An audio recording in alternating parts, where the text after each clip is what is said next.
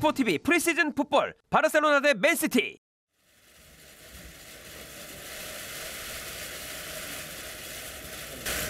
이렇게 바쁜 일 중에 많이 찾아와 주셔가지고 감사드립니다. 제가 그동안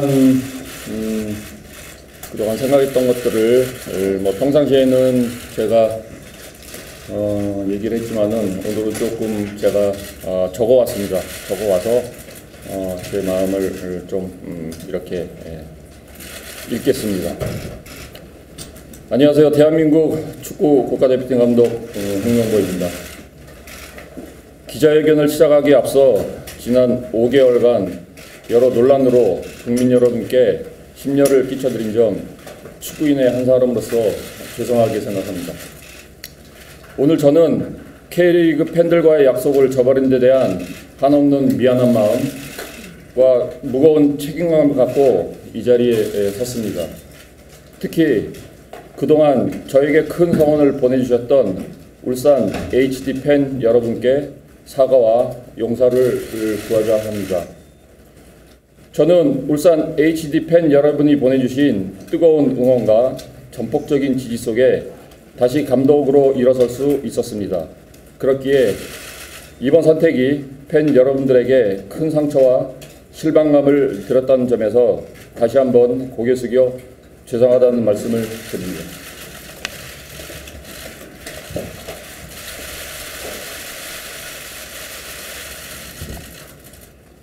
울산 HD 그리고 K리그 팬 여러분께 깊은 용서를 구하며 어떤 질책과 비난이든 받아들이고 겸허히 수용하겠습니다. 실망하신 팬들에게 용서받는 방법은 제가 제 자리에서 대한민국 축구 대표팀 성장과 발전을 이끄는 길뿐이라고 생각합니다. 지금까지 보내주셨던 성원에 대한 부채감을 안고 더 큰 책임감을 갖고 이 자리에 임하겠습니다. 먼저 제가 대표팀 감독에 도전하고자 결심한 이유에 대해서 간략히 말씀드리겠습니다. 지난 7월 5일 이임생 기술 총괄 이사가 저희 집 앞으로 찾아왔고 그와 만난 자리에서 긴 대화를 나눴습니다. 그 자리에서 이임생 기술 총괄 이사는 저에게 대한축구협회가 발표한 한국축구 기술 철학에 대해 설명하며 제 생각을 물었습니다. 저는 제가 대표팀 감독, 협회 전무를 하면서 평소에 가지고 있던 축구 철학, 대표팀 운영 방안, 한국 축구의 기술 철학과 관련된 각급 대표팀 연계 방향 등 제 생각을 솔직하게 이야기했습니다. 이임생 총괄 이사는 이러한 제 의견을 듣고 대표팀 감독직을 간곡히 요청하였고 저는 밤새 고심한 끝에 제안을 수락하였습니다. 지금 한국 축구는 중요한 전환의 시기에 있습니다. 4년 주기의 월드컵과 아시안컵 성과도 물론 중요하지만 대표팀을 중심으로 한국 축구가 장기적으로 성장하고 발전할 수 있는 체계를 구축해야 하는 시점입니다. 이를 위하여 대한축구협회는 대표팀 경쟁력 강화 전략인 메이드 인 코리아 MIK 프로젝트를 발표하였고 이를 통해 장기적 관점에서 한국 축구 전체의 방향과 체계를 세밀하게 수립하려고 하고 있습니다. 저는 연령별 대표팀 감독을 거쳤고 전무이사도 행정으로 경험한 바 있습니다.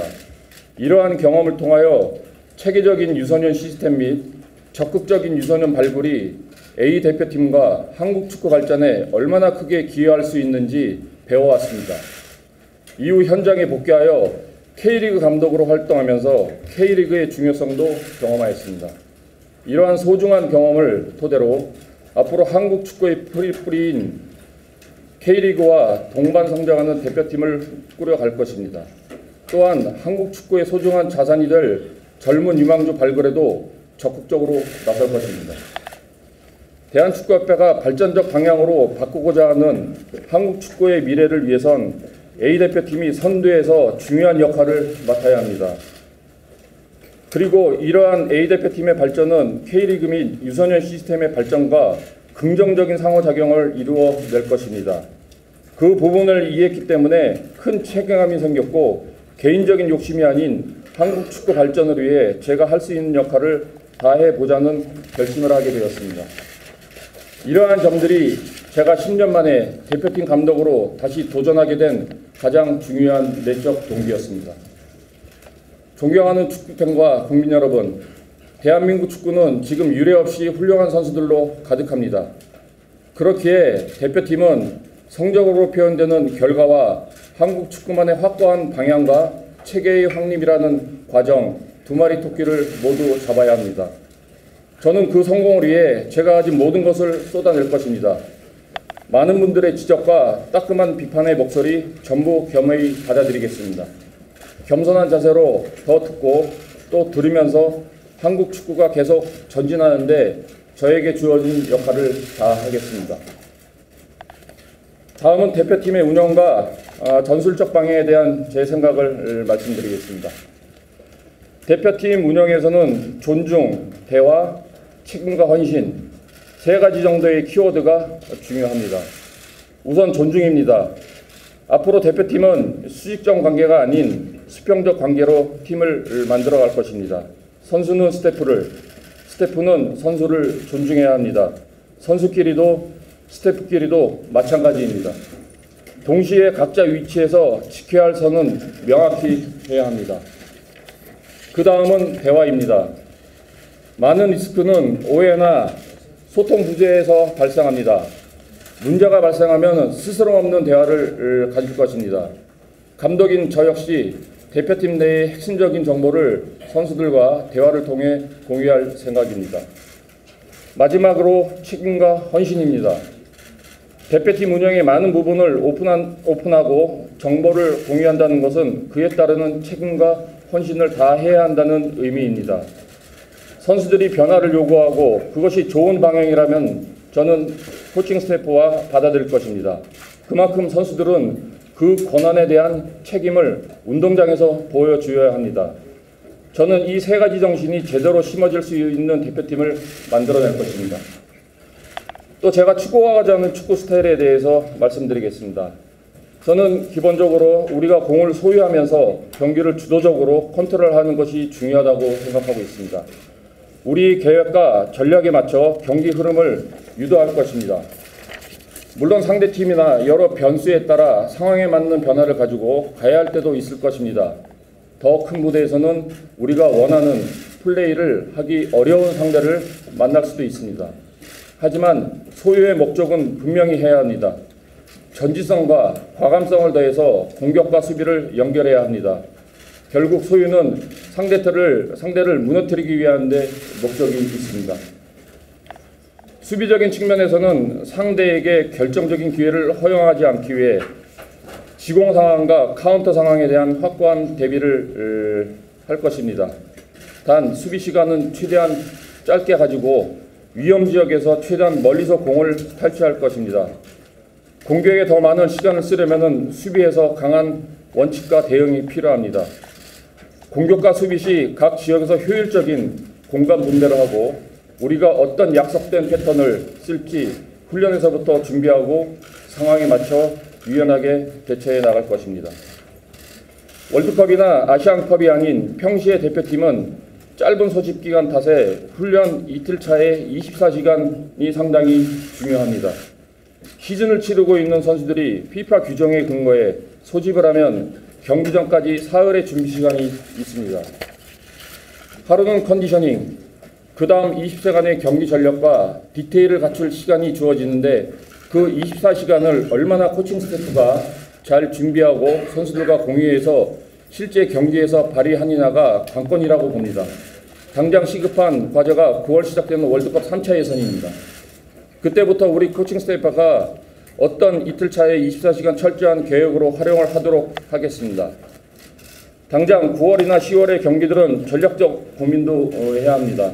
유럽파들이 시즌 초반 상태가 완전히 올라오지 않은 시점이지만 무엇보다 승리라는 결과가 중요한 월드컵 최종 예선인 만큼 확실한 결과를 가지기 위한 선수 구성까지 모두 고민하겠습니다. 마지막으로 궁극적인 대표팀의 목표와 가치를 말씀드리겠습니다. 팀 스포츠에서 좋은 성적은 팀 내부에 존재하는 여러 위험 요소들을 가리곤 합니다. 그러나 잠복해 있던 리스크는 좋지 않은 상황에 동시다발적으로 발생합니다. 그리고 이는 걷잡을 수 없이 커집니다. 그렇게 되면 조직은 순식간에 무너집니다. 축구는 팀 스포츠입니다. 각자의 이기심을 접고 작은 희생과 헌신이 모인다면 위기는 기회로 전환됩니다. 대표팀이라면 그렇게 어려운 상황을 돌파해내는 모습을 축구팬과 국민들에게 보여줘야 생각합니다. 많은 관심을 받는 만큼 좋은 역할을 통해 우리 사회에 긍정적인 화두를 던질 수 있는 대표팀이 되도록 감독으로서 노력하겠습니다. 존경하는 축구팬 여러분, 저는 대한민국 대표팀의 성공을 위해 앞만 보고 나가겠습니다. 성공으로 기대해 부응하겠습니다. 축구팬 여러분들의 비판의 목소리도 대표팀을 위한 일이라면 항상 경청하겠습니다. 그 목소리가 한국 축구 발전이라는 같은 목표를 향한 우려에도 나온 것을 매우 깊이 이해하고 있습니다. 축구팬 여러분께서도 바뀌어가는 대표팀의 모습을 지켜봐 주시고 대표팀과 우리 선수들에게 많은 응원과 성원을 보내주시기를 부탁드리겠습니다. 감사합니다.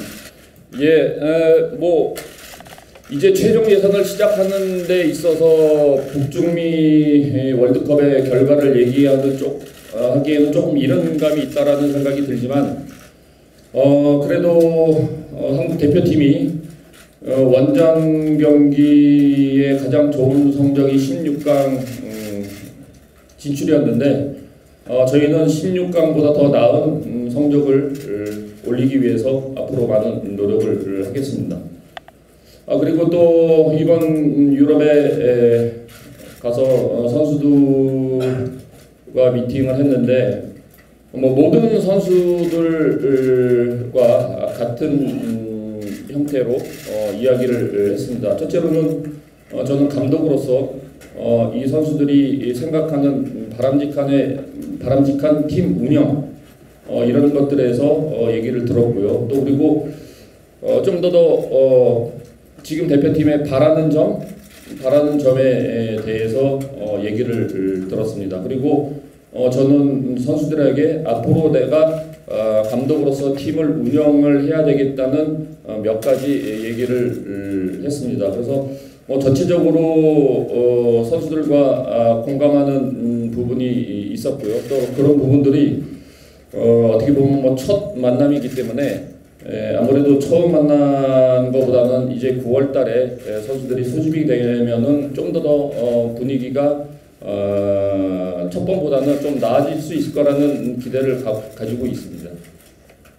그리고 또 이번 유럽에 가서 선수들과 미팅을 했는데 모든 선수들과 같은 형태로 이야기를 했습니다. 첫째로는 저는 감독으로서 이 선수들이 생각하는 바람직한 팀 운영 이런 것들에서 얘기를 들었고요. 또 그리고 좀 더 지금 대표팀에 바라는 점에 대해서 얘기를 들었습니다. 그리고 저는 선수들에게 앞으로 내가 감독으로서 팀을 운영을 해야 되겠다는 몇 가지 얘기를 했습니다. 그래서 전체적으로 선수들과 공감하는 부분이 있었고요. 또 그런 부분들이 어떻게 보면 첫 만남이기 때문에 아무래도 처음 만난 것보다는 이제 9월 달에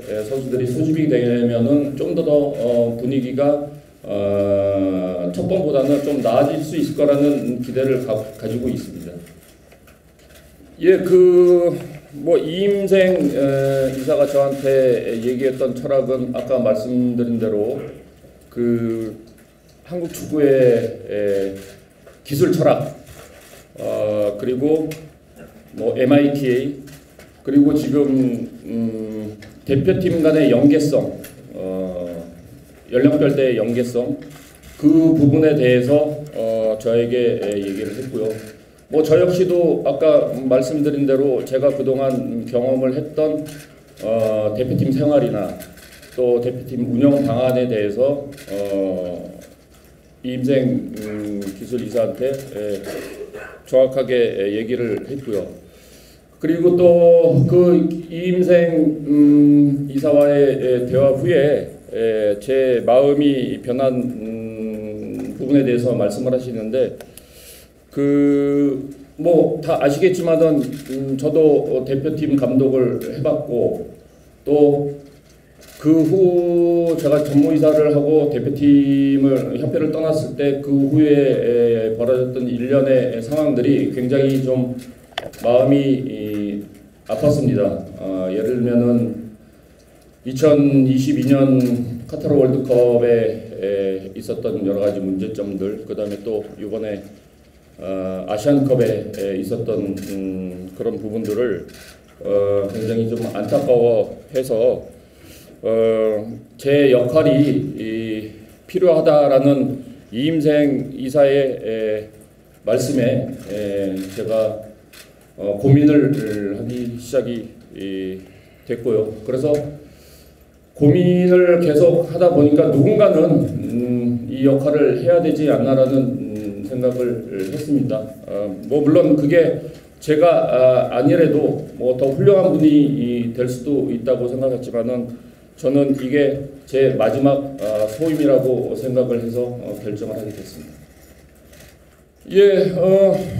뭐 많은 기대 속에 새로운 팀이 출발하면은 아주 좋았을 텐데, 뭐 지금은 그와 반대로 많은 우려와 비판 속에 출발을 하게 돼서 굉장히 마음이 좀 무겁습니다. 근데 하지만 반대로 제가 10년 전에 이 자리에 왔을 때는 반대로 굉장히 그때는 많은 기대와 박수에 의해서 출발이 됐던 기억이 납니다. 뭐 물론 지금에 있는 비판과 이런 모든 것들은 저희가 감수하면서 나가야 될 것이고요. 또 이런 마음들을 언제 끝날지 모르겠지만은 항상 겸손하게 겸허히 받아들이면서 앞으로 팀을 이끌어 나가겠습니다. 이번에 가서 3차례에 걸쳐서 코치진들을 면담을 했습니다. 굉장히 아주 의미 있는 미팅이었고요. 또 나름대로 그 코치들과 대화를 하면서 많이 공부도 됐던 게 사실이고, 지금 현 유럽에 돌아가는 뭐 트렌드 역시 알 수 있었던 거여서 아주 좋은 시간이었습니다. 하지만 뭐 여러분 다 아시겠지만은 이게 이제 협상이라는 게 물론 제가 생각하는 첫 번째 지금 그룹은 이제 협상에 지금 돌입해 있고요. 만약에 그분들이 안 된다고 하면 이제 두 번째로 넘어가야 되는 상황이 되는데, 뭐 지금 그 조건에 있어서는 좀 더 저희도 굉장히 진정성 있게 지금 전해지고 있고요. 또 그분들도 의지가 좀 있는데 아직까지 그게 구체적인 게 이루어지지 않았기 때문에 지금 당장 말씀드리기는 어렵습니다만, 만약에 그분들이 좋은 계약이 돼서 한국으로 온다고 하면은 아마 우리 팀이나 우리 선수들한테는 굉장히 아주 좋을 거라는 기대는 갖고 있습니다. 우선 두 번째 질문부터 말씀드리면은 일단은 한국인 코치는 지금 접촉을 했고요. 거의 이제 마무리 단계에 들어가 있습니다. 아직 명확하게 되어 있지는 않지만은 지금 이제 마무리 단계에 들어가 있기 때문에 아마 조금 시간이 흐르면 저희가 발표할 수 있는 시간을 갖게 될 거고요. 그 다음에 이제 외국인 코치의 역할 분담은 뭐 요즘은 뭐 전체적으로 각 프로팀이든 어느 팀이든 역할 분담이 굉장히 중요하고 어떻게 보면 하나의 트렌드죠. 뭐 하다못해 유럽에서는 지금 이 스로잉 코치도 있기 때문에 그만큼의 역할 분담이 굉장히 되어 있죠. 특히 피지컬 코치뿐만이 아니라 이런 요즘은 분석 파트에 있는 코치 역시 굉장히 중요하고, 그 다음에 또 전술적으로 같이 나눌 수 있는 공유할 수 있는 코치 역시 굉장히 중요한데, 이런 부분들을 전체적으로 제일 중요한 거는 제가 감독으로서 이런 코치들을 어떻게 하모니를 만들어서 이끌어내냐가 더 중요하다고 저는 생각을 하고 있습니다. 그래서 그런 부분에 있어서는 뭐 제가 그동안 경험도 좀 있고 그렇기 때문에 그 선수들을 그 코치들을 제일 활용하는 게 제일 중요한데 물론 10년 전에 때문에 지금 꼭 그렇게 하는 건 아니지만은 그래도 뭐 그때의 어떤 실패 역시 저한테는 아주 좋은 경험이 됐기 때문에 뭐 하여튼 지금은 제가 예전에 좋았던 경험, 특히 좋지 않았던 경험 이런 것들을 얼마만큼 제가 이 시점에 활용을 하느냐가 제일 중요한 것 같아요. 그래서 그런 분들을 제일 정말 하모니를 이끌어낼 수 있는 제 역할을 뭐 지금부터도 좀 더 생각하면서 또 강화시키면서 팀을 이끌어 가야 될 거라고 생각하고 있습니다. 뭐 맞는 말씀이십니다. 제가 10년 전에는 실패를 했고요. 또 그러다 보니까 제가 아는 선수들만 뽑아서 쓰는 뭐 인맥 축구니 그런 얘기도 들었었고 뭐 하지만 다 그거는 인정을 합니다. 뭐 이유는 말씀하신 대로 제가 그 당시에 K리그의 어떤 단편적인 선수들만 뽑다 보니까 정말로 팀에서 역할을 해야 되고 이름값은 없지만 그래도 팀을 이끌어가고 정말 팀에 도움이 되고 헌신이 되는 선수들을 잘 몰랐어요. 뭐 그러다 보니까 예를 들면은 이번 주에 뭐 해트트릭을 한 선수, 뭐 경기력이 좋다고 골 넣은 선수 그런 선수들만 대표팀에 뽑다 보니까 그 힘을 받지 못하고 또 그 선수들이 언젠가는 컨디션이 좋지 않아서 다시 경기력이 좋지 않을 때는 쓰지 못하는 뭐 그런 상황들을 반복하다 보니까 제가 정말 팀에 도움이 되는 선수들을 못 뽑은 게 사실입니다.